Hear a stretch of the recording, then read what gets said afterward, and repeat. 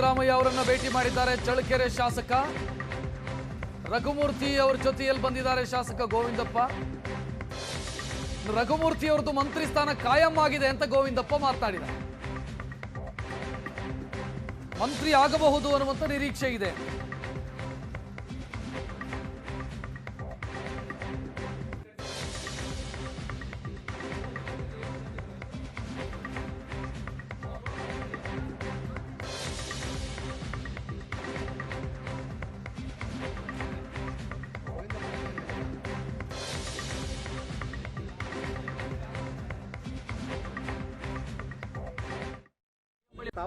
ಈಗ ಶಾಸಕಾಂಗ ಪಕ್ಷದ ಸಭೆ ನಡೆದ ಮೇಲೆ ಡಿ ಕೆ ಶಿವಕುಮಾರ್ ಅವ್ರನ್ನ ಆಯ್ಕೆ ಮಾಡ್ತಾರೆ.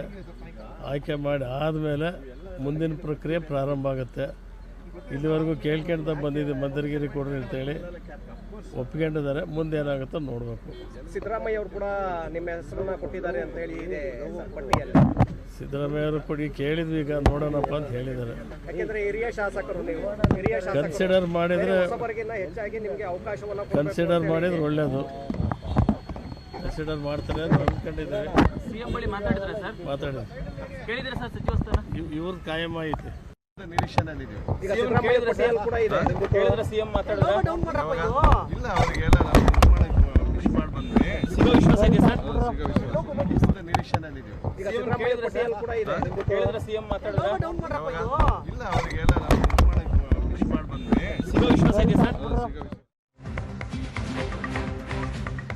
ಶಾಸಕರ ಮಂತ್ರಿ ಸ್ಥಾನದ ಬೇಡಿಕೆ ಯಾವ ರೀತಿ ಇದೆ ಅಂತ ನೋಡ್ತಾ ಇದ್ದೀರಿ. ಮತ್ತೆ ಐವನ್ ಡಿಸೋಜ ಮಾತನಾಡಿದ್ದಾರೆ. ವಿಧಾನ ಪರಿಷತ್ ಸದಸ್ಯ ಕೆಜೆ ಜಾರ್ಜ್ ಅವರನ್ನ ಡಿಸಿಎಂ ಮಾಡಬೇಕು, ನಮ್ಮ ಸಮುದಾಯಕ್ಕೆ ಮಂತ್ರಿ ಸ್ಥಾನ ಕೊಡಬೇಕು, ಕ್ರಿಶ್ಚಿಯನ್ ಸಮುದಾಯಕ್ಕೆ ಆದ್ಯತೆ ಕೊಡಲಿ.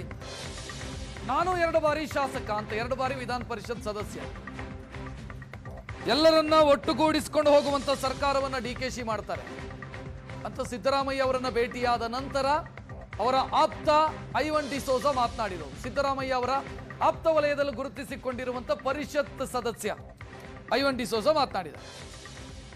ಕೂಡ ನಮ್ಮ ಸಮುದಾಯದಲ್ಲಿ ಜಾರ್ಜ್ ಅವರಿಗೆ ಮಾಡಬೇಕು ಮತ್ತು ನನಗೆ ಒಂದು ಮಂತ್ರಿ ಸ್ಥಾನ ಕೊಡಿ ಅಂತ ನಾನು ಕೇಳಿದೆ. ನಾನು 2ನೇ ಬಾರಿ ಶಾಸಕನಾಗಿದ್ದೇನೆ, ಪಕ್ಷದಲ್ಲಿ ಸಕ್ರಿಯವಾಗಿ ಕೆಲಸ ಮಾಡ್ತಾ ಇದ್ದೀನಿ. ಹಾಗೆ ಅವಕಾಶ ಕೊಡಬೇಕು ಅಂತ ಕೇಳಿದ್ದೇನೆ.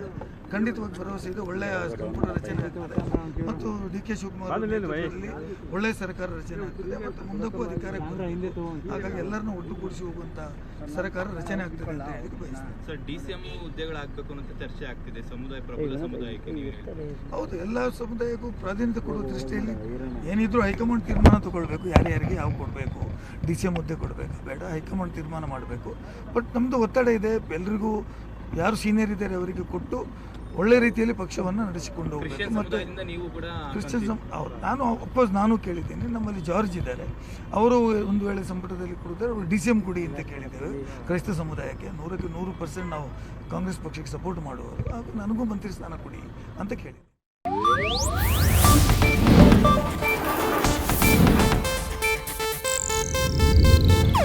ಇದು ಏಷ್ಯಾನೆಟ್ ನ್ಯೂಸ್ ನೆಟ್ವರ್ಕ್ ಪ್ರಸ್ತುತಿ.